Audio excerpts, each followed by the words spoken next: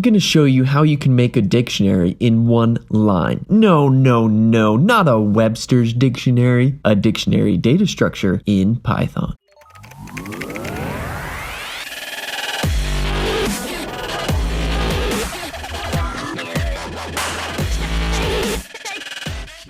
For these examples, we will create a string that will represent data.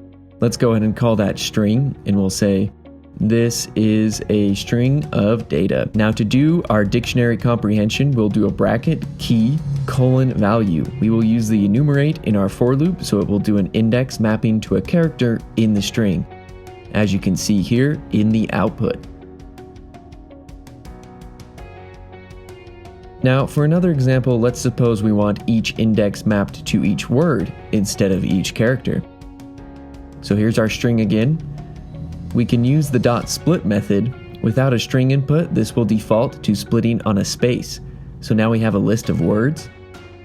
We do the dictionary comprehension in the exact same way, using enumerate to get the index.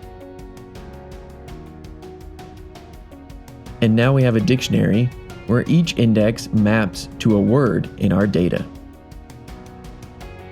So there you have it. That is an example of how you can create Python dictionaries in one line of code.